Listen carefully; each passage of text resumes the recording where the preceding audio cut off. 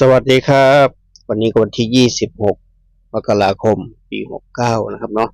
วันนี้ก็สายๆของวันจันทร์นะครับพี่จะวันทางของลาวพัฒนานะครับให้ที่ทางช่องเพื่อเป็นแนวทางเหมือนเดิมครับเนาะ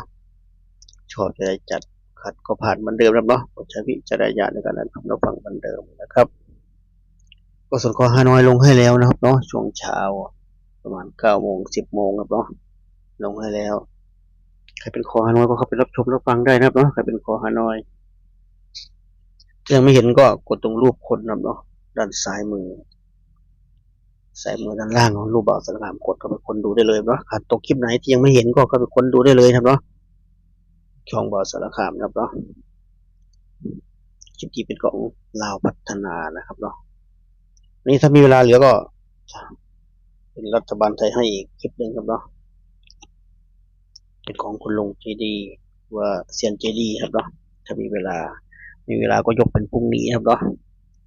สำหรับขอรัฐบาลไทยครับเนาะก็ตอนนี้ก็ขอลาวพัฒนาไปก่อนครับเนาะรอบ2 ทุ่มครับเนาะช่วงเช้าช่วง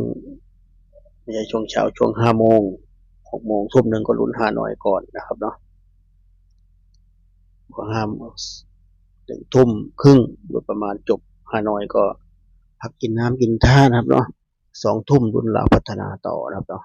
แต่บางคนก็ลาวพัฒนาอย่างเดียวนะครับบางคนลุ้นทั้งฮานอยและลาวพัฒนานะครับเนาะบางคนก็รัฐบาลอย่างเดียวก็บอกสำรวจทางให้ทั้ง3 อย่างครับเนาะก็เลือกดูเลือกชมได้นะครับเนาะดูหัวข้อให้ดีครับเนาะ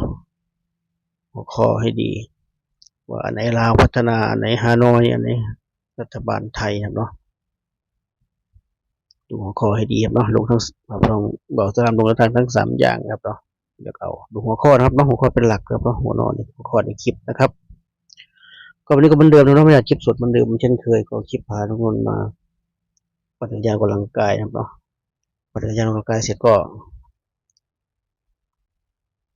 แวะให้อาหารปลาแวะกินขนมนมเนยริมถนน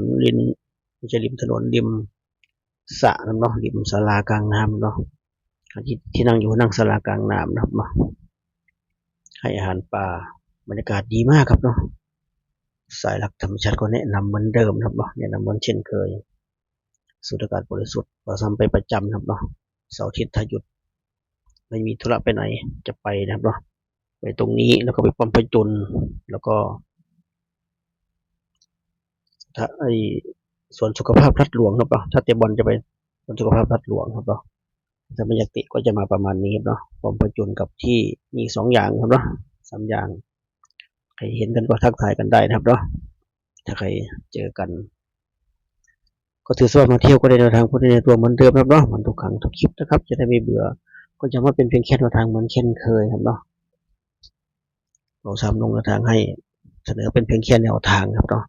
การตัดสินใจเป็นของ FC ครับเนาะไม่มีใครบังคับเราได้นะครับทุกอย่างอยู่ที่เรานะครับอย่างอยู่ที่เราเท่านั้นอยู่ที่ปลายมือเราเท่านั้นนะครับก็ดูผลเมื่อวันศุกร์ที่ผ่านมาครับเนาะศุกร์ผ่านมาวันศุกร์ที่ผ่านมาเราซ้ำไม่ได้ลงคลิปครับเนาะติดธุระนะครับเนาะ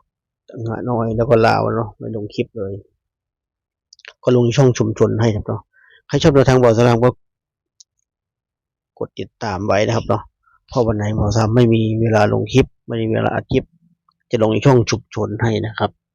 ช่องชุมชนก็เหมือน Facebook เราเนาะลงเป็นแผ่นไปแปะไว้เหมือน Facebook เลยถ้าผู้เห็นภาพครับเนาะถ้ากดติดตามถึงจะเห็นครับเนาะถ้าไม่กดติดตามไม่เห็นแน่นอนครับเนาะสำหรับคนที่กดติดตามเท่านั้นครับเนาะถ้าชอบไม่ชอบข้ามไปนะครับเนาะไม่ว่ากันวันศุกร์ที่แล้วเรียก6 ตัวนะครับเนาะเรียกผลของเราพัฒนาคือ518401ครับเนาะ518401 2 ตัวล่างก็84นะครับเนาะ3 ตัวก็401 2 ตัวบนก็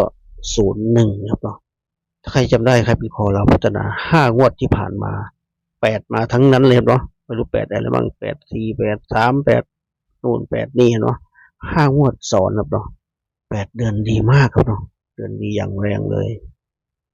ขอตำราเห็นแล้ว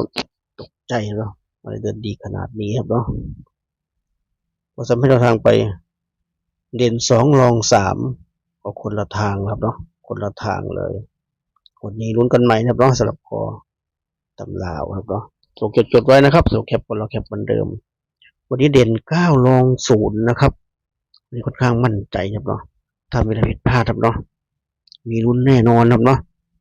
คิดว่า8ไม่น่ามาแล้วเนาะหรือว่าจะมาอีกลุ้นไปด้วยกันนะครับลุ้นไปด้วยกัน8มาแล้ว5 งวดติดครับเนาะลองไล่ดูย้อนหลังเลยแน่นอนมากครับเนาะ8เดือนดีเหลือเกินวันนี้เด่น9รอง0ครับมาติด2ตัวนี้ไว้นะครับเนาะจับคู่ให้94 93 92 91 04 03 02 01ทวนกันนะครับเราพัฒนาวันนี้เด่น9รอง0ครับเนาะจับคู่ก็94 93 92 91 04 03 02 01นะครับ8คู่ให้เน้นไปที่93 94แล้วก็04นะครับ93 94แล้วก็04 3คู่นะครับเนาะ3คู่ถ้าใครมีงบก็อยากให้จับตัวเด่นนะครับเนาะกอดคอกันไว้สักคู่หนึ่งนะถ้าใครมีงบเนาะเพราะว่าวันนี้กันดีมันกอดคอกันมาก็มีครับเนาะบอกสารคามไม่ได้จับกอดคอกันไว้ครับเนาะเล็กเด่นเล็กวิ่งไม่เหมือนฮานอยนะฮานอยว่าทำจับกอดคอกันเป็นตัวเด่นเลยครับเนาะแต่เราพัฒนาไม่ทำเพราะเป็นคนละสูตรกันครับเนาะคนละสูตรกันใครติดไว้ก็ดีครับเนาะใครมีงบเนาะไม่ชอบข้ามไปนะครับก็มาที่ชุด3ตัวครับเนาะชุด3ตัวมี4ชุดเหมือนเดิมวันนี้ก็มี693 694 504 503นะครับ8คู่ไป4ชุดครับเราพูดผิด4ชุดชุด3ตัว2ตัวถึงจะเป็นชุด2ตัวถึงจะเป็น8คู่เนาะครับเนาะก็ชุด3ตัวเน้นไปที่693 694แล้วก็504นะครับเนาะ693 694 504 3ชุดครับเนาะเป็นชุดเน้นครบถ้วนเอาจากแนวทางเราพัฒนาวันนี้เนาะเราพัฒนารอบ2 ทุ่มครับเนาะเราก็มีเยอะครับเนาะไม่ใช่มีเฉพาะเราพัฒนาครับเนาะเรานู่นเรานี่เยอะแยะนะเนาะเยอะหลายอย่างครับเนาะไม่ต่างกับฮานอยเนาะมีเยอะเหมือนกันแต่เราเน้นไปที่รอบ2 ทุ่มนะครับเนาะ2 ทุ่ม 25 2 ทุ่มครึ่งโดยประมาณรู้เรื่องแล้วนะจงหมวกจ่านะครับเนาะประมาณนี้ถ่ายคลิปก็เหมือนเดิมนะสำหรับคนที่งบน้อยจากลุ้นกับเขาแต่งบน้อยกว่าตัวนี้นะครับจงเรียนให้เพื่อมันฟุกเข้าครับเนาะวันนี้ก็มี93 94 04 93 94 04นะครับเนาะ3ชุด3คู่ครับเนาะเป็นตัวเน้นนะครับเนาะตัวเน้นงบน้อยจัดไปครับเนาะไม่ลงทุนก็ไม่ลุ้นนะลุ้นเปล่าๆก็ไม่มันติดไปรวมไว้นิดๆหน่อยพอได้ลุ้นนะครับประมาณนี้ฝากไว้แค่นี้นะครับเจอกันคลิปหน้าครับเนาะคลิปนี้ก็สวัสดีครับ